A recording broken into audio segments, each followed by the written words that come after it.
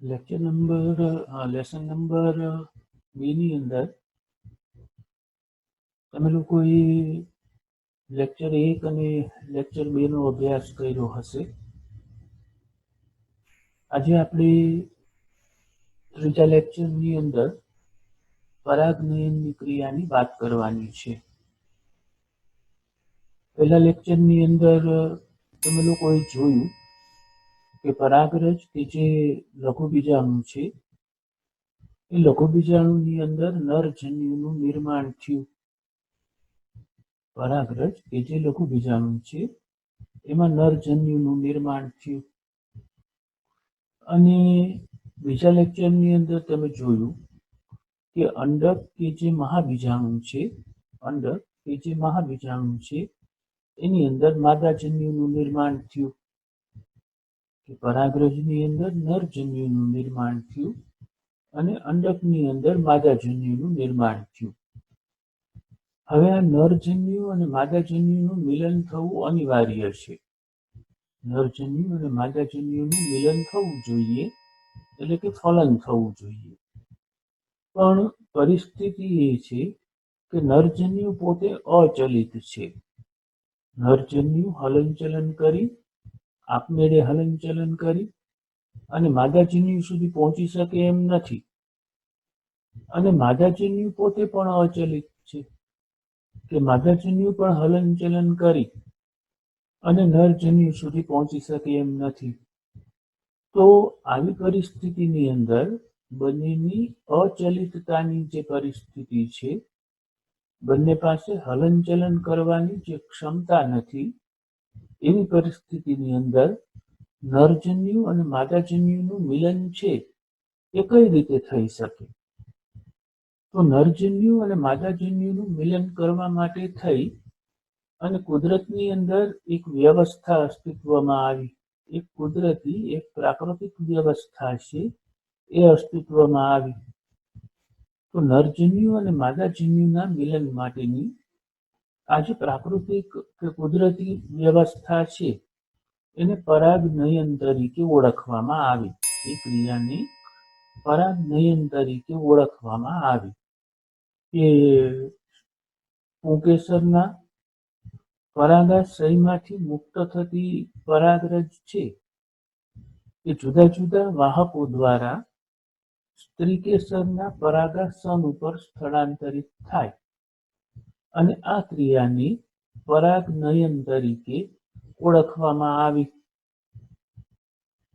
કે પુંકેસરના પરાગાશયમાંથી મુક્ત થતી પરાગરજ સ્ત્રીકેસરના પરાગાસન ઉપર સ્થળાંતરિત થાય તો આ ક્રિયાને પરાગનયન તરીકે ઓળખવામાં આવી. પરાગનયનની ક્રિયાના 3 પ્રકાર જોવા મળે. પરાગનયનની ક્રિયાના પરાગરજના સ્ત્રોતને આધારે પરાગરજ ક્યાંથી પ્રાપ્ત થાય છે, એનો સોર્સ, એનો રિસોર્સ, એનો સ્ત્રોત શું છે, એને આધારે પરાગનયનના 3 પ્રકાર પડે. એમાં પહેલો પ્રકાર છે સ્વફલન. એમાં પરાગનયનનો પહેલો પ્રકાર છે સ્વફલન. કે આ પ્રકારની અંદર એક જ પુષ્પની અંદર સ્ત્રીકેસર અને પુંકેસર બંને જોવા મળે. કે એક જ પુષ્પની અંદર સ્ત્રીકેસર અને પુંકેસર એ બંને રહેલા હોય. એટલે એક જ પુષ્પમાં રહેલ સ્ત્રીકેસર અને પુંકેસર છે એમાંથી એ જ પુષ્પના પુંકેસરમાંથી પરાગરજ છે એ જ પુષ્પના સ્ત્રીકેસર ઉપર આવી જાય. એટલે એને સ્વફલન તરીકે ઓળખવામાં આવી. સ્વ એટલે પોતે, કે એક જ પુષ્પ છે, એક જ પુષ્પની અંદર સ્ત્રીકેસર અને પુંકેસર બંને રહેલા છે. હવે ગોઠવણી કેવી રીતે થાય કે પુંકેસર છે એ ઉપર હોય અને સ્ત્રીકેસર છે એ નીચે હોય. એક જ પુષ્પમાં બંને છે તો પુંકેસર ઊંચા હોય અને સ્ત્રીકેસર છે એ નીચે હોય. એટલે પુંકેસરમાંથી પરાગરજ છે એ ખરે પુષ્પ હલે ત્યારે અથવા પવન આવે ત્યારે આ પુંકેસરમાંથી પરાગરજ ખરે અને નીચે રહેલ જે સ્ત્રી કેસર છે એના ઉપર પડે. સ્ત્રી કેસરના પરાગાશન ઉપર પડે અને એના પરિણામે પરાગનયન છે એ થઈ જાય. એટલે આ પ્રકારમાં એ જ પુષ્પમાં પરાગનયન થાય. એક જ પુષ્પની અંદર પરાગનયન છે એ થઈ જાય. પરાગાશયમાંથી પરાગરજનું એ જ પુષ્પના પરાગાસન ઉપર સ્થળાંતર થાય. કે પરાગાશયમાંથી પરાગરજનું એ જ પુષ્પના પરાગાસન ઉપર સ્થળાંતર થઈ જાય. એવું નથી બનતું કે પુષ્પ ખીલે, પુષ્પ કળી સ્વરૂપે હોય, પછી પુષ્પ ખુલે કે પુષ્પ ખીલે એટલે એની સાથે સાથે પરાગાશય અને પરાગાસન પણ ખુલે એટલે સ્વફલન થાય. એવું જોવા નથી મળતું. ભાગ્યે જ કોઈ એકાદ બે વનસ્પતિમાં એવું જોવા મળતું હશે. પણ આવા પુષ્પોની અંદર પરાગરજની મુક્તિ, આવા પુષ્પોની અંદર પરાગરજની મુક્તિ અને પરાગાસનની જે ગ્રાહ્યતા છે એની વચ્ચેનો તાલમેલ સાધવો જરૂરી છે. કે પરાગાશયમાંથી પરાગરજની જ્યારે મુક્તિ થાય ત્યારે પરાગરજ છે એ પરાગરજને પરાગાસન છે એ પરાગરજને ગ્રહણ કરવા માટે સક્ષમ હોવું જોઈએ. અને પરાગાશય અને પરાગાસન પણ એકબીજાની નજીક છે એ નજીક હોવા જોઈએ. કેમ કે પરાગાશય અને પરાગાસન જેટલા એકબીજાની નજીક હશે એટલી સ્વફલનની શક્યતા છે એ સ્વફલનની શક્યતા એ વધી શકશે. કેટલીક વનસ્પતિઓ છે જેવી કે વાયોલા છે, અબુટી છે, ક્રોમેલિના છે, એમાં બે પ્રકારના પુષ્પો સર્જાય છે. એક હવાઈ પુષ્પો કે જે હવાની અંદર રહેલા હોય, હવાઈ પુષ્પો કે જે હવાની અંદર રહેલા હોય, કે જે અન્ય જાતિમાં જોવા મળતા પુષ્પો જેવા જ હોય. એટલે એક હવાઈ પુષ્પ હોય અને બીજા સમૃદ્ધ પુષ્પો હોય. વાયોલા, અબુટી અને ક્રોમેલિનામાં બે પ્રકારના પુષ્પ સર્જાય, એક હવાઈ પુષ્પ અને એક સમૃદ્ધ પુષ્પ. તો હવાઈ પુષ્પ છે એ આપણે જોઈએ છીએ એવા જ હોય, બીજી જાતિની વનસ્પતિમાં હોય છે એવા જ હોય, અને એમાં પરાગાશય અને પરાગાસન છે એ ખુલ્લા હોય. અને સમૃદ્ધ પુષ્પો એવા પુષ્પો કે જે ક્યારેય ખીલતા જ નથી. સમૃદ્ધ પુષ્પો એટલે એની પાંખડીઓ ખુલ્લી ન થાય, એની અંદર બધું જ હોય. વજ્રચક્ર હોય, દલચક્ર હોય, સ્ત્રીકેસર ચક્ર હોય, પુંકેસર ચક્ર હોય, પણ દલપત્રો જે વજ્રપત્ર ખુલવા જોઈએ અને દલપત્ર જે ખુલવા જોઈએ એ ખુલતા નથી. એવા પુષ્પો કે જે ક્યારેય ખીલતા નથી. આવા પુષ્પોમાં એટલે કે સમૃદ્ધ પુષ્પોમાં જે ખુલતા નથી, જે ખીલતા નથી, એવા પુષ્પોની અંદર પરાગાશય અને પરાગાસન એ એકબીજાની નજીક હોય. સ્વાભાવિક છે કે પુષ્પ આખી એક રચના છે તો એના કેન્દ્રની અંદર સ્ત્રી કેસર છે અને સ્ત્રી કેસરની ફરતે પુંકેસર રહેલું છે. હવે પુષ્પ ખીલું જ નહીં, ખુલ્લું જ નહીં, તો પુંકેસર અને સ્ત્રી કેસર એકબીજાની નજીક જ રહેવાના છે. અને આવા પુષ્પોમાં પરાગાશય અને પરાગાસન એકબીજાની ખૂબ નજીક હોય. જ્યારે પુષ્પકલિકામાં પરાગાશયનું સ્ફોટન થાય ત્યારે પરાગરજ છે એ પરાગનયન માટે પરાગાસનના સંપર્કમાં આવે. આમ સમૃદ્ધ પુષ્પોની અંદર સ્પષ્ટપણે સ્વફલન જોવા મળે કે જે પુષ્પો ક્યારેય ખીલતા નથી એ પુષ્પને સમૃદ્ધ પુષ્પ કહેવાય, અને પુષ્પ ખીલતા નથી, ખુલતા નથી, એને પરિણામે પરાગાશય અને પરાગાસન બંને એકબીજાની બહુ નજીકમાં રહીએ છે. પણ અંદર પરાગાશય અને પરાગાસનનો વિકાસ ચાલુ હોય છે. પછી પરાગાશયનું સ્ફોટન થાય. પુષ્પ તો ખુલ્લું નથી, એ તો બંધ જ છે, કળી સ્વરૂપે જ છે. અને પરાગાશય છે એ અંદર ફાટે. અંદર પરાગાશય ફાટે એટલે એમાંથી પરાગરજ મુક્ત થાય. અને બાજુમાં જ રહેલ જે પરાગાસન છે એ પરાગાસન પર ચાલી જાય. આમ સમૃદ્ધ પુષ્પોની અંદર સ્પષ્ટપણે સ્વફલન જોવા મળે, કારણ કે પરપરાગનયન થવાની કોઈ તક જ નથી.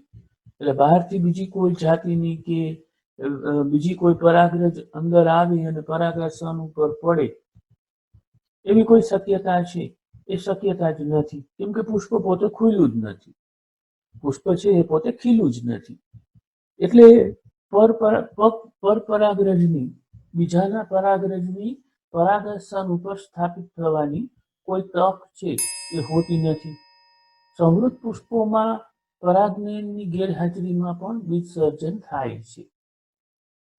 સમૃદ્ધ પુષ્પોમાં પરાગનયન ન થાય તો પણ બીજનું સર્જન થાય. એક અલગ ચર્ચાનો વિષય છે અને મને એમ છે કે આ લેસનના છેલ્લા જે ટોપિક છે એની અંદર એ પ્રશ્ન છે એ અલગથી આવશે. કઈ રીતે થાય કે પરાગનયન ન થાય તો પણ બીજનું નિર્માણ થાય, તો પણ ફળનું નિર્માણ થાય. એ પ્રશ્ન એ અલગ મુદ્દો છે ચર્ચાનો. એ લેસનના અંતમાં આપણે એનો અલગથી અભ્યાસ કરશું. પણ એક ઓબ્જેક્ટિવ તરીકે તમારે આ વાક્ય યાદ રાખવું જરૂરી છે કે સમૃદ્ધ પુષ્પોમાં પરાગનયનની ગેરહાજરીમાં પણ બીજ સર્જન છે એ થાય છે. પરાગનયનનો બીજો પ્રકાર છે ગૈટેનોગેમી. પરાગનયનનો બીજો પ્રકાર છે ગૈટેનોગેમી, કે પરાગાશયમાંથી પરાગરજનું એ જ વનસ્પતિના અન્ય પુષ્પના પરાગાસન ઉપર સ્થાપિત થવાની ક્રિયા છે. પરાગાશયમાંથી પરાગરજનું એ જ વનસ્પતિના એ જ પુષ્પમાં નહીં પણ એ જ વનસ્પતિના બીજા પુષ્પની અંદર પરાગાસન ઉપર સ્થાપિત થાય તો એને ગૈટેનોગેમી તરીકે ઓળખવામાં આવે. કે એક આખું વૃક્ષ છે, એ વૃક્ષની અંદર ઘણા બધા પુષ્પો રહેલા છે, નજીક પણ છે અને દૂર પણ છે.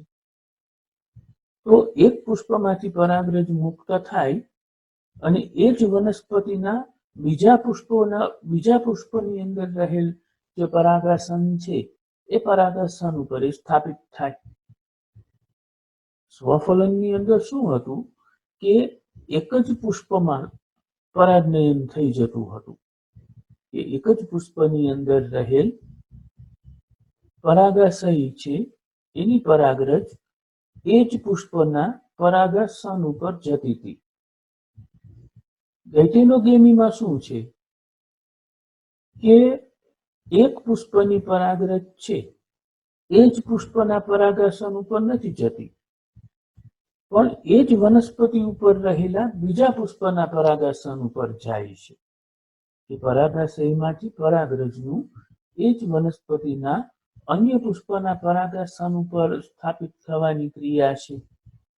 જોકે કાર્યાત્મક રીતે આપણે જોઈએ તો એ પરપરાગનયન છે. કાર્યાત્મક રીતે આપણે જોઈએ તો એ પરપરાગનયન છે. એટલે કે પરાગરજ છે એ બીજા પુષ્પમાંથી આવી, જેમાં પરાગવાહકો ભાગ લે છે. જ્યારે પરાગનયન એક પુષ્પમાંથી એ જ વનસ્પતિના બીજા પુષ્પમાં જાય ત્યારે આપમેળે નથી જતી. એ કીટકો દ્વારા જાય, એ પક્ષીઓ દ્વારા જાય, તો એમાં પરાગવાહકો છે એ ભાગ લેતા નથી. જનનિક દ્રષ્ટિએ એ સ્વફલન સાથે સમાનતા ધરાવે છે. જનનિક દ્રષ્ટિએ એ સ્વફલન સાથે સમાનતા ધરાવે છે, કારણ કે પરાગરજ છે એ જ વનસ્પતિ ઉપરથી આવે છે. સ્વપરાગનયનની અંદર શું થાય કે એક જ પુષ્પ છે અને એક જ પુષ્પમાં પરાગનયનની ક્રિયા થઈ જાય છે. હવે એક જ છોડ છે, એનું એક જ પુષ્પ છે, એટલે જનીન બંધારણની અંદર કોઈ વિવિધતા નહીં આવે. જનીન બંધારણની અંદર કોઈ વિવિધતા નહીં આવે.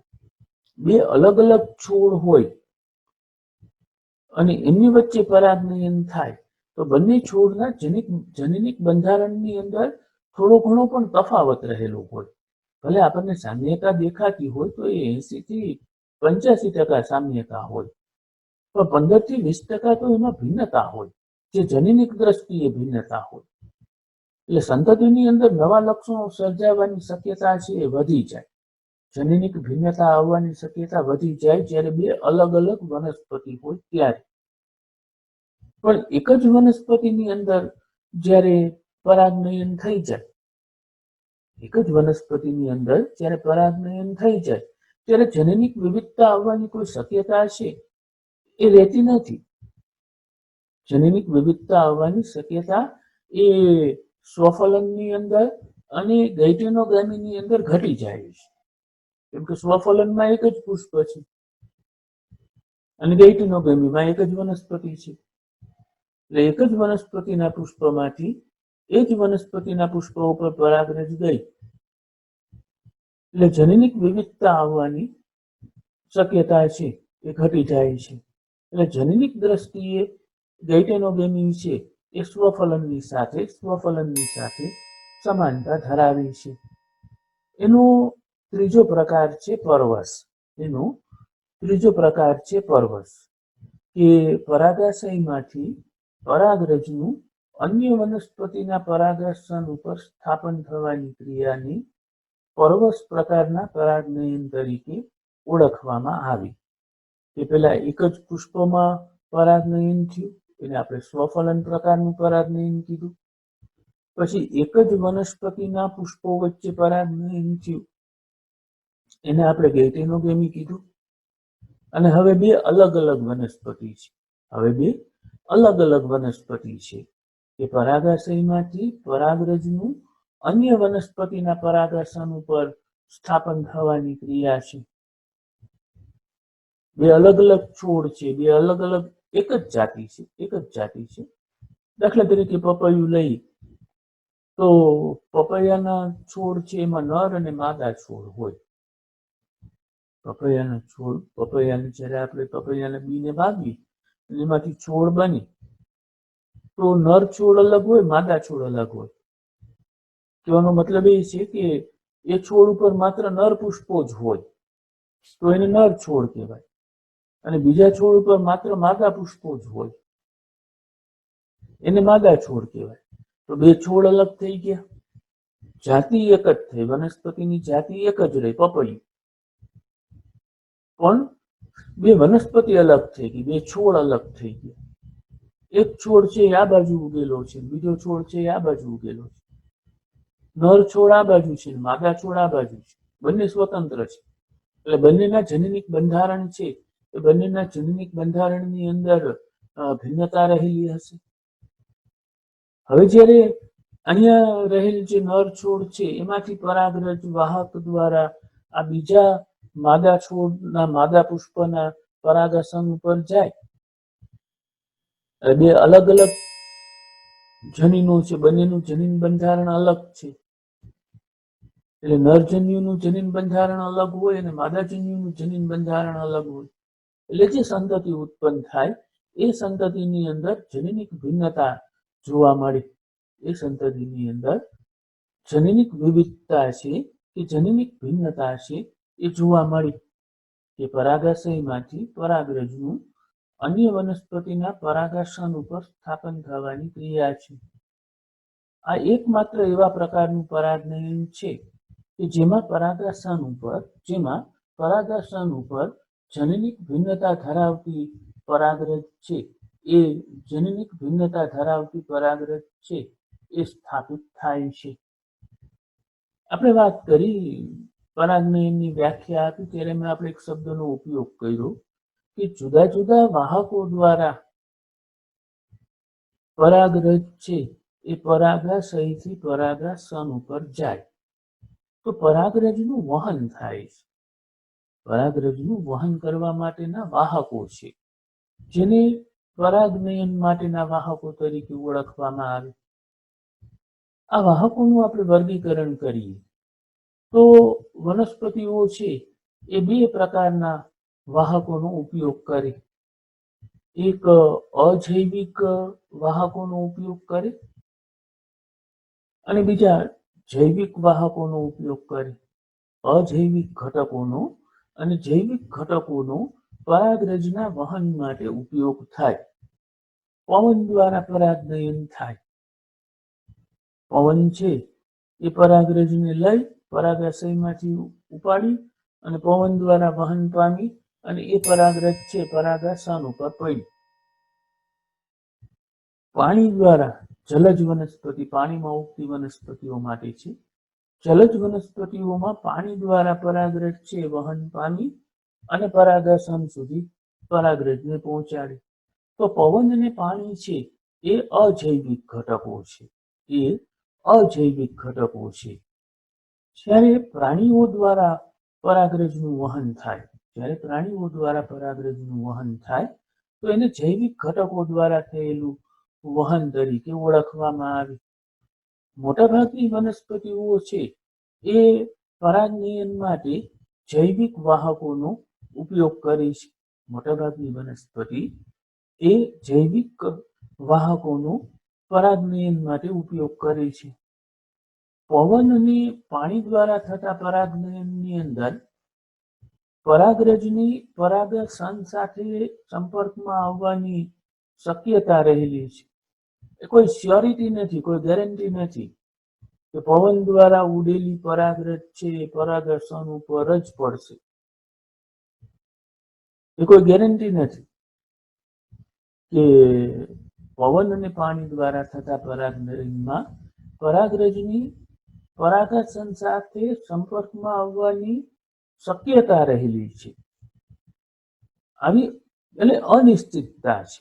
એટલે કે અનિશ્ચિતતા છે. આવી અનિશ્ચિતતાની પૂર્તતા માટે અંડકની સંખ્યાની સાપેક્ષે પરાગનયન માટે પુષ્પો છે એ ખૂબ મોટી સંખ્યામાં પરાગરજ સર્જે છે. મોટી સંખ્યામાં પરાગરજ, લાખોની સંખ્યામાં પરાગરજ છે એ પવન દ્વારા આવે તો એમાંથી એકાદ બે પરાગરજ, 5-10 પરાગરજ કે 25-50 પરાગરજ છે એ પરાગાસન ઉપર પડે એવી શક્યતા હોય. એટલે જ્યાં પવન દ્વારા પરાગનયન થતું હોય, જ્યાં પાણી દ્વારા પરાગનયન થતું હોય ત્યાં પુષ્પો છે એ લાખોની સંખ્યામાં, કરોડોની સંખ્યામાં પરાગરજ છે એનું ઉત્પન્ન કરે. જેથી કરીને પરાગનયનની સંભાવના, પરાગનયનની શક્યતા છે એ વધી જાય. કે પવન અને પાણી બંને દ્વારા થતા પરાગનયનમાં પરાગરજની પરાગાસન સાથે સંપર્કમાં આવ્યાની શક્યતા રહેલી છે. આવી અનિશ્ચિતતાની પૂર્તતા કરવા માટે અંડકોની સંખ્યાની સાપેક્ષે પરાગનયન માટે પુષ્પો છે એ ખૂબ મોટી સંખ્યામાં પરાગરજનું સર્જન કરે છે. અજૈવિક પરાગનયન પૈકી પવન દ્વારા થતું પરાગનયન છે એ ઘણું સામાન્ય છે. પવન દ્વારા પરાગનયન થવું એ બહુ કોમન છે, એ બહુ સામાન્ય છે. હવા છે એ પરાગનયન માટે જરૂરી છે. હવા હોવી જોઈએ. હવા હોય તો જ પરાગરજનું વહન છે એ થઈ શકે. અને પરાગરજ છે એ પોતે હલકી હોય, વજનની અંદર એ હલકી હોય અને ચિકાસ રહિત હોય. કેમ કે ચીકણી હોય તો એ ચોટી જાય, પણ એ વજનમાં હલકી હોય, ચિકાસ રહિત હોય. એને પરિણામે શું થાય કે જ્યારે પવનનો પ્રવાહ આવે ત્યારે એની સાથે સાથે સહેલાઈથી ઉડી જાય. એની સાથે સાથે એ સરળતાથી સ્થળાંતરિત છે એ થઈ શકે. અને એના પુંકેસરો પણ સારી રીતે ખુલ્લા કે મુક્ત હોય. એના પુંકેસરો પણ સારી રીતે ખુલ્લા કે મુક્ત હોય, જેથી પરાગરજ છે સરળતાથી પવનના પ્રવાહ સાથે ફેલાઈ શકે. અને મોટા પીછાકાર પરાગાસન હોય.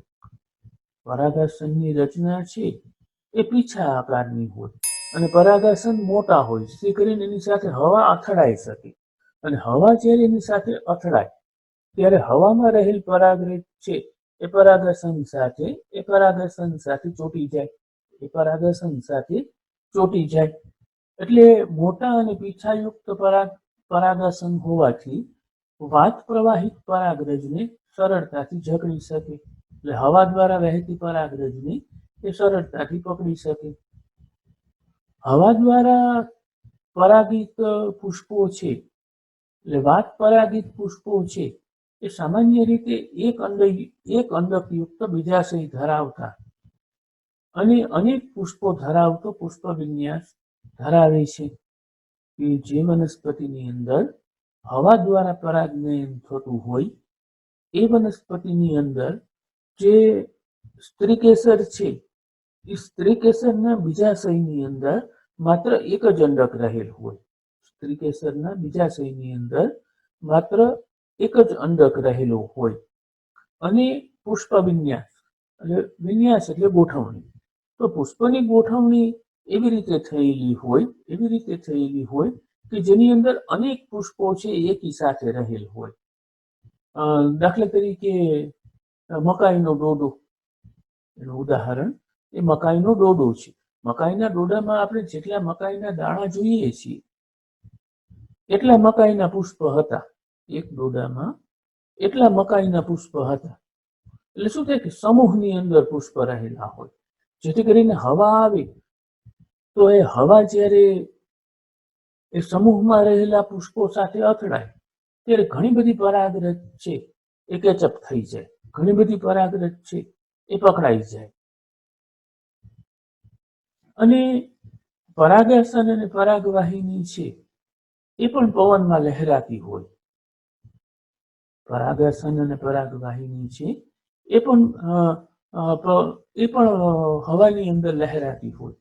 એને પરિણામે શું થાય કે એ પરાગરજ છે એ પરાગરજને પકડી, પરાગરજ છે એને એ જકડી લે. પાણી દ્વારા પરાગનયન છે એ ખૂબ જ ઓછી માત્રામાં જોવા મળે છે. લગભગ 30 જેટલી પ્રજાતિઓ છે. એ 30 જેટલી પ્રજાતિઓની અંદર આ પાણી દ્વારા પરાગનયન કે જેને જલ પરાગનયન તરીકે ઓળખવામાં આવે એ જલ પરાગનયન થાય. અને આ 30 જેટલી પ્રજાતિ છે એમાંની પણ મોટા ભાગની પ્રજાતિઓ છે એ જલીય એકદળી વનસ્પતિઓ છે. એ પાણીમાં ઉગતી એકદળી વનસ્પતિઓ છે. એકાંગી વનસ્પતિઓ છે, લીલ છે, દ્વિઅંગી વનસ્પતિઓ છે, ત્રિઅંગી વનસ્પતિઓ છે, જેનો 11મા ધોરણમાં આપણે અભ્યાસ કર્યો હતો. એ એકાંગી, દ્વિઅંગી અને ત્રિઅંગી વનસ્પતિઓમાં પાણી છે એ નરજન્યુના સ્થળાંતર માટેનું વાહક માધ્યમ છે. પાણી છે એ એકાંગી, દ્વિઅંગી અને ત્રિઅંગી વનસ્પતિઓની અંદર નરજન્યુના વહન માટેનું, નરજન્યુના સ્થળાંતર માટેનું એક રેગ્યુલર નિયમિત વાહક માધ્યમ છે. એવું માનવામાં આવે છે કે દ્વિઅંગી અને ત્રિઅંગી વનસ્પતિઓ છે એનું વિતરણ સીમિત હોય છે. દ્વિઅંગી અને ત્રિઅંગી વનસ્પતિ દુનિયાના દરેક ભૌગોલિક વિસ્તારની અંદર જોવા નથી મળતી. એ અમુક જગ્યાએ જ, લિમિટેડ જગ્યાએ જ જોવા મળે. એનું કારણ એ છે કે નરજન્યુના વહન માટે અને ફલન માટે એને પાણીની જરૂરિયાત રહે. પૃથ્વી ઉપર બધે કઈ એવી ભૌગોલિક પરિસ્થિતિ નથી કે બધે પુષ્કળ પ્રમાણમાં પાણી હાજર જ હોય. એટલે જે પુષ્કળ પ્રમાણમાં વરસાદ પડતો હોય, પુષ્કળ પ્રમાણમાં પાણી રહેલું હોય, ત્યાં જ તમને દ્વિઅંગી અને ત્રિઅંગી વનસ્પતિઓ છે એ જોવા મળે. જે મધ્યમ પ્રમાણમાં પાણી હોય, ઓછા પ્રમાણમાં પાણી હોય, ત્યાં દ્વિઅંગી અને ત્રિઅંગી વનસ્પતિઓ છે એ જોવા નથી મળતી, કારણ કે નરજન્યુના વહન અને ફલન માટે એને પાણીની જરૂરિયાત રહે છે. વેલિસ્નેરિયા છે, હાઇડ્રીલા છે, એ જલ પરાગિત વનસ્પતિના ઉદાહરણો છે. આ વેલિસ્નેરિયા અને હાઇડ્રીલા છે એ મીઠા પાણીની અંદર ઉગે છે. દરિયાઈ પ્રાણીની અંદર કેટલાક ઘાસ જેવી વનસ્પતિ જોવા મળે દરિયાના પાણીની અંદર, જેને જોસ્ટેરા તરીકે ઓળખવામાં આવે. તો આ જોસ્ટેરાની અંદર પણ જલપરાગનયન છે એ જલપરાગનયન જોવા મળે છે. એમાં પણ પાછી બધી જ જલીય વનસ્પતિઓ છે એ પરાગનયન માટે પાણીનો ઉપયોગ નથી કરતી. એ પણ પાછી વિશેષતા છે, જોવા જેવું છે કે પાણીમાં ઉગતી વનસ્પતિ હોય એટલે પાણી દ્વારા જ પરાગનયન થાય એવું પાછું 100% નથી. એમાંય ઘણી વનસ્પતિઓ એવી છે કે પાણીમાં ઉગે છે છતાં પાણીનો પરાગનયન માટે ઉપયોગ છે એ નથી કરતી. મોટાભાગની જલજ વનસ્પતિઓ જેવી કે જળકુંભી છે, જલીય લીલ છે, એમાં પુષ્પો છે એ પાણીની સપાટીની ઉપરની તરફ રહે. પુષ્પનું જે નિર્માણ થાય એ પુષ્પ પાણીની સપાટીની ઉપરની તરફ રહે. અને મોટા ભાગની સ્થળજ વનસ્પતિની જેમ, જમીન ઉપર ઉગતી વનસ્પતિની જેમ કીટકો દ્વારા કે પવન દ્વારા એનું પરાગનયન છે એ થઈ જાય. રહે છે પોતે પાણીમાં, પણ પરાગનયન પવન દ્વારા થાય, પરાગનયન પાછું કીટક દ્વારા થાય.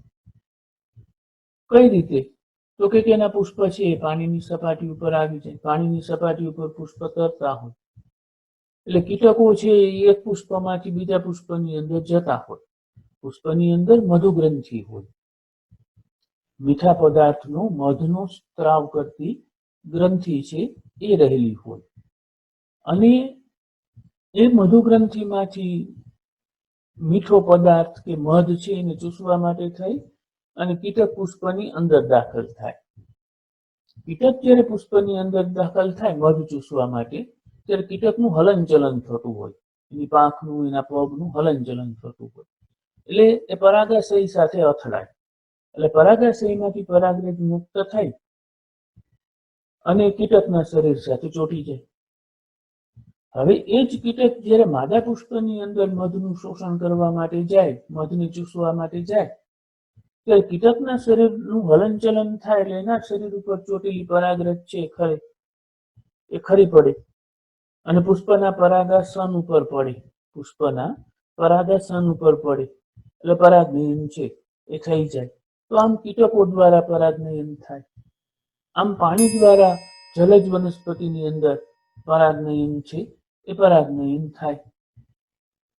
વેલિસ્નેરિયા છે એ વેલિસ્નેરિયાની અંદર માદા પુષ્પો છે પોતાના લાંબા વૃંત વડે, વૃંત એટલે એક સ્પ્રિંગ જેવી રચના, વૃંત એટલે એક સ્પ્રિંગ જેવી રચના. તો પોતાના વૃંત દ્વારા વેલિસ્નેરિયાની અંદર માદા પુષ્પો એ પોતાના વૃંત વડે પાણીની સપાટી ઉપર આવે અને નર પુષ્પો કે એ પરાગરજ પાણીની સપાટી ઉપર મુક્ત થાય. નર પુષ્પ છે એ નિષ્ક્રિય હોય, પેસિવ હોય, એ પણ પાણીની સપાટી ઉપર આવે. એટલે નર પુષ્પમાંથી પરાગરજ જે છૂટી પડી એ પાણીની અંદર આવે અને પાણીના પ્રવાહ દ્વારા એ માદા પુષ્પ છે એ માદા પુષ્પના પરાગાસન સુધી પહોંચી જાય. એટલે કે જલ પ્રવાહ દ્વારા એ પહોંચી જાય. કેટલાક માદા પુષ્પોના પરાગાસન સુધી, એટલે જલ પ્રવાહ દ્વારા પરાગરજ છે એ માદા પુષ્પોના પરાગાસન સુધી પહોંચે. પાણી દ્વારા પરાગનયન થતું હોય એવા વનસ્પતિના જે અન્ય સમૂહો છે, જેવા કે દરિયાઈ ઘાસ છે, એની અંદર માદા પુષ્પો છે એ પાણીની અંદર નિમગ્ન રહે. નિમગ્ન એટલે પાણીની અંદર ડૂબેલા રહે, એટલે કે પાણીની અંદર ડૂબેલા રહે અને પરાગરજ પાણીની અંદર મુક્ત થાય. નર પુષ્પ છે એ પરાગરજને પાણીની અંદર જ મુક્ત કરે. આવી જાતિઓમાં પરાગરજ છે લાંબી હોય. આપણે એમ વાત કરતા હતા કે પરાગરજ સામાન્ય રીતે ગોળ હોય, પણ અહીંયા પરાગરજનો આકાર, જલપરાગિત વનસ્પતિમાં પરાગરજનો આકાર છે એ પરાગરજનો આકાર બદલી ગયો કે આવી જાતિઓમાં પરાગરજ છે લાંબી હોય, પટ્ટીમય હોય, રિબન જેવી એટલે કે રિબન જેવી હોય અને પાણીમાં એ નિષ્ક્રિય રીતે વહન પામતી હોય અને કેટલીક પરાગાસન સુધી એમાંની કેટલીક પરાગરજ છે એ પરાગાસન સુધી પહોંચી જાય. મોટા ભાગની જલપરાગિત જાતિઓમાં પરાગરજ છે એ પાણીના ભેજથી બચવા માટે થઈ અને શ્લેષ્મથી ચીકણા પદાર્થથી આવૃત હોય. શ્લેષ્મ એટલે ચીકણો પદાર્થ, એ શ્લેષ્મથી આવૃત હોય, એ ચીકણા પદાર્થથી આવૃત હોય, જેથી કરીને પાણી છે એ એની અંદર ન ઘૂસી જાય અને પોતે છે પાણીમાં કોઈ જગ્યાએ સ્થગિત ન થાય. વાત અને જલપરાગિત વનસ્પતિઓમાં પુષ્પો છે એ રંગબેરંગી હોતા નથી. જેમાં હવા દ્વારા પરાગનયન થતું હોય અને જેમાં પાણી દ્વારા પરાગનયન થતું હોય એના પુષ્પો છે એ આકર્ષક અને રંગબેરંગી હોતા નથી અને એ મધુદ્રવ્યનું આપણે હમણાં વાત કરીએ મધુગ્રંથિ છે, મધ છે એ ઉત્પન્ન કરતા નથી. એનું કારણ એ છે કે પવન અને પાણી દ્વારા પરાગનયન થાય છે. જો કીટકો દ્વારા પરાગનયન થતું હોય તો પુષ્પ એકદમ આકર્ષિત હોય, એકદમ ચમકતો ચળકતો ડાર્ક કલર છે એ ધરાવતા હોય, આઈ કેચિંગ કલર છે એ ધરાવતા હોય, જેથી કરીને કીટકોની નજરમાં આવે, પક્ષીઓની નજરમાં આવે પુષ્પ. અને કીટકને કે પક્ષીને લોભાવવા માટે થઈ અને મધુગ્રંથિ ધરાવતા હોય, મધુરસ છે એને મીઠા દ્રવ્યની એ ઉત્પન્ન કરતા હોય. પણ જલ પરાગિત અને પવન પરાગિત છે એને કીટકોની જરૂર નથી, એને પક્ષીઓની જરૂર નથી, એટલે એના પુષ્પો છે એ આકર્ષક હોતા નથી અને પુષ્પોની અંદર મધુગ્રંથિ છે, પુષ્પોની અંદર મધુગ્રંથિ છે એ મધુગ્રંથિ જોવા મળતી નથી.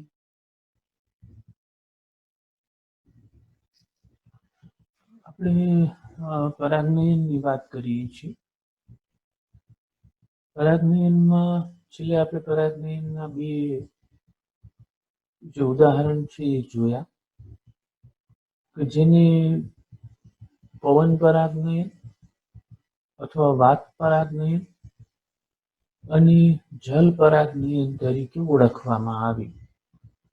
તો હવા દ્વારા કઈ રીતે પરાગનયન થાય અને પાણી દ્વારા કઈ રીતના પરાગનયન થાય એનો આગળ આપણે અભ્યાસ કર્યો. આજે આપણે કીટકો દ્વારા જે પરાગનયન થાય છે એ કીટકો દ્વારા થતા પરાગનયનનો અભ્યાસ કરવાનો છે. કે મોટાભાગની સપુષ્પ વનસ્પતિઓ છે એ પરાગ વાહકો તરીકે જુદા જુદા પ્રાણીઓનો ઉપયોગ કરે છે. મોટાભાગની સપુષ્પ વનસ્પતિઓમાં જુદા જુદા પ્રાણીઓ દ્વારા પરાગનયન છે એ થતું જોવા મળે છે.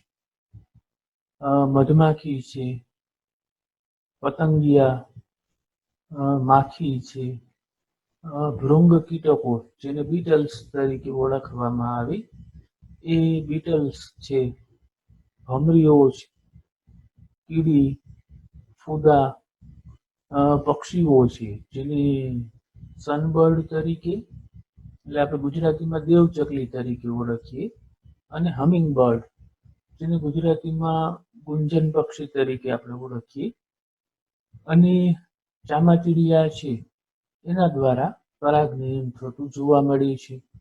મોટાભાગની સપુષ્પ વનસ્પતિમાં પ્રાણીઓ દ્વારા પરાગનયન થાય છે. મધમાખી, પતંગિયા, માખી, ભૃંગ કીટકો, ભમરીઓ, કીડીઓ, ફૂદા અને પક્ષીઓ તેમજ ચામાચીડિયું એ સામાન્ય રીતે જોવા મળતા પરાગરજના વાહકો છે. આ પૈકી કીટકો છે અને કીટકોમાં પણ મધમાખી છે એ એક પ્રભાવી જૈવિક પરાગવાહક છે. કે કીટકો દ્વારા જે પરાગનયન થાય છે એમાંનું મોટા ભાગનું પરાગનયન છે એ મધમાખીઓ દ્વારા થાય છે. આ ઉપરાંત કેટલાક મોટા કદના પ્રાણીઓ છે કે પ્રાઇમેટ શ્રેણીમાં જે લેમુર, જેને આપણે વાંદરા તરીકે ઓળખીએ, તો એ પ્રાઇમેટ કે લેમુર વાંદરાઓ દ્વારા પણ પરાગનયન થતું હોય. કેટલાક વૃક્ષારોહીઓ છે, વૃક્ષો ઉપર જીવન ગુજારતા મોટા પ્રાણીઓ છે કે જે વૃક્ષને કોતરતા હોય, કાપતા હોય, અને કર્તનશીલ કહેવાય. એવા કર્તનશીલ પ્રાણીઓ દ્વારા થાય, અથવા સરીસૃપો દ્વારા. એક પ્રકારની ગરોળી છે, તો ગેકો લિઝાર્ડ કે ગેકો ગરોળી અને કાચિંડા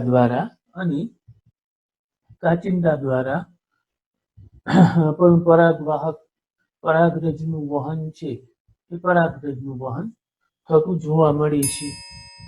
પ્રાણીઓ દ્વારા જે વનસ્પતિની અંદર પરાગનયન થતું હોય એ વનસ્પતિની અંદર એના પુષ્પો છે એ પણ મોટા ભાગે પ્રાણીની ચોક્કસ જાતિ માટે વિશિષ્ટ પ્રકારના અનુકૂલનો વિકસાવે છે.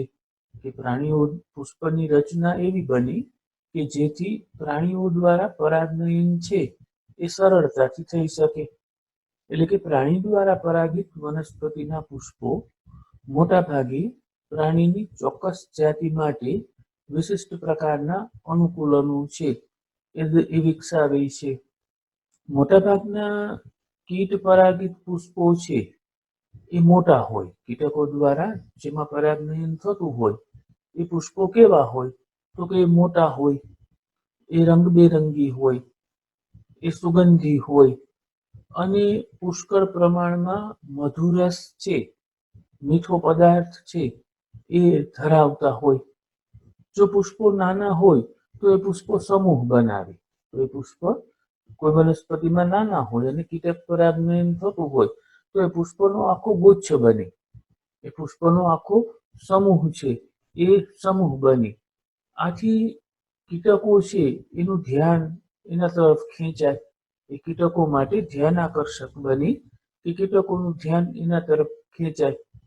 અને પ્રાણીઓના પુષ્પોનો રંગ, પ્રાણીઓ છે, કીટકો છે, એ પુષ્પના રંગથી પુષ્પ તરફ આકર્ષાય, અથવા પુષ્પમાંથી સુગંધ આવતી હોય, મીઠી સુગંધ આવતી હોય, તો એ સુગંધથી કીટકો છે એ પુષ્પ તરફ આકર્ષાય છે. માખીઓ અને ભૃંગ કીટકોથી પુષ્પો આ પ્રાણીઓને આકર્ષવા દુર્ગંધ સર્જે છે. માખીઓની અને ભૃંગ કીટકોને સુગંધ પસંદ નથી. માખીઓને અને બીટલ્સને દુર્ગંધ પસંદ છે. એટલે જે માખીઓ દ્વારા પરાગનયન થતું હોય એવા પુષ્પોમાં ભૃંગ કીટક, બીટલ્સ દ્વારા જેમાં પરાગનયન થતું હોય એવા કીટકો સુગંધની બદલે દુર્ગંધ સર્જે. અને દુર્ગંધથી આકર્ષાય અને માખી છે એ પુષ્પો ઉપર જઈને બેસે. એ દુર્ગંધથી આકર્ષાય અને ભૃંગ કીટક છે, બીટલ્સ છે, એ પુષ્પ પર જઈ અને બેસે. તો માખીઓ અને ભૃંગ કીટકોથી પરાગિત પુષ્પો આ પ્રાણીઓને આકર્ષવા દુર્ગંધ સર્જે છે. પ્રાણીઓની મુલાકાત નક્કી કરવા માટે થઈ અને પુષ્પો છે આ પ્રાણીઓને પુરસ્કાર આપે છે. એટલે કે કીટકો એને પરાગનયન કરી દે, એ પરાગનયનના બદલામાં એને કેટલીક વસ્તુઓ છે એ પુષ્પ આપે છે. એટલે કે પુષ્પ છે એ એને પુરસ્કાર આપે છે. તો પુષ્પ પુરસ્કાર તરીકે શું આપે, તો કે મધુદ્રવ્ય આપે. એટલે કે મીઠા પદાર્થનો જે સ્ત્રાવ છે એ મીઠો પદાર્થ એને આપે. અને પરાગરજ એ પુષ્પ દ્વારા પ્રાણીને મળતો પુરસ્કાર છે. અરસપરસ બે દ્રવ્ય આપે. એ કીટકો છે એ પરાગરજ આપે અને પુષ્પ છે એ પરાગરજ આપી એના બદલામાં એને મધુદ્રવ્ય છે, મીઠા દ્રવ્યો છે એ મીઠા દ્રવ્ય આપે. આ પુરસ્કાર મેળવવા માટે થઈ એટલે કે મીઠા દ્રવ્યોને મેળવવા માટે થઈ અને કીટકો છે એ પરાગાશય અને પરાગાસનના સંપર્કમાં આવી. મધુગ્રંથિ જ એવી રીતે ગોઠવાયેલી હોય પુષ્પની અંદર કે કીટક જ્યારે મધુરસને ચૂસવા માટે જાય ત્યારે પરાગાશયના પણ સંપર્કમાં આવે અને પરાગાસનના પણ સંપર્કમાં આવે. એનું લોકેશન જ એવું હોય પુષ્પની અંદર મધુગ્રંથિનું કે કીટક જ્યારે પુષ્પની ઉપર બેસે કે પુષ્પની અંદર ઘૂસે ત્યારે કીટક બંનેના સંપર્કમાં આવે, પરાગાશયના પણ સંપર્કમાં આવે અને પરાગાસનના પણ સંપર્કમાં આવે. એટલે કીટક છે એ જ્યારે મધુરસને ચૂસવા માટે પુષ્પની અંદર પ્રવેશે કે પુષ્પની ઉપર બેસે ત્યારે આ કીટકના દેહ ઉપર પરાગરજ છે એ ચોંટી જાય અને આ દ્વારા પરાગિત પુષ્પોમાં પરાગરજ છે ચિકાસયુક્ત હોય. કીટકો દ્વારા પરાગિત જે પુષ્પ હોય એની પરાગરજ ચિકાસયુક્ત હોય એટલે ચિકાસને કારણે કીટકના શરીર સાથે ચોંટી જાય અને એ જ્યારે પરાગરજ સાથેના દેહમાંથી બીજા પુષ્પમાં જાય ત્યારે એ પરાગરજ છે એ ખરી પડે અને પરાગનયનની ક્રિયા એ શક્ય બને. કેટલીક જાતિઓની અંદર પુષ્પ જે પુરસ્કાર આપે, જે બદલો આપે, એમાં પુષ્પની અંદર એને ઈંડા મૂકવા દે. કેટલાક કીટકો અને પુષ્પ વચ્ચે એવા સંબંધ છે કે પુષ્પની અંદર કીટક છે પોતાના ઈંડા મૂકી શકે અને જ્યારે ઈંડા મૂકવા જાય ત્યારે ચોટેલી પરાગરજ છે એ પરાગાસન ઉપર ખરી પડે અને પરાગનયન છે એ થાય. સુરણનું ઊંચું પુષ્પ લગભગ 6 ફૂટની ઊંચાઈ ધરાવે તો સુરણનું ઊંચું પુષ્પ છે કે ઊંચા પુષ્પો ઉપર ઈંડા મૂકે તો ઈંડાની સલામતી છે એ વધારે રહે. એટલે સુરણના પુષ્પમાં કીટકો ઈંડા મૂકવા માટે જાય અને એ દરમિયાન પરાગનયન છે એ થઈ જાય. આવો જ એક સંબંધ છે એ ફૂદાની જાતિ અને યુકા વનસ્પતિની વચ્ચે જોવા મળે. જ્યાં બંને જાતિઓ છે એકબીજા વગર પોતાનું જીવન ચક્ર પૂરું કરી શકતા નથી. ત્યાં સંબંધ એટલો ગાઢ છે કે આ બંને જાતિઓ ફૂદા અને યુકા વનસ્પતિ એકબીજા વગર પોતાનું જીવન ચક્ર પૂર્ણ કરી શકતા નથી. ફૂદા છે એ પોતાના ઈંડા બીજાશયના પોલાણની અંદર મૂકે અને પુષ્પ છે એના બદલામાં ફૂદા દ્વારા પરાગિત થાય એટલે કે પરાગનયન થાય. જ્યારે બીજનો વિકાસ શરૂ થાય ત્યારે ફૂદા છે એ ફૂદાના ઈંડામાંથી ઈયળ કે ડીંબ છે એ બહાર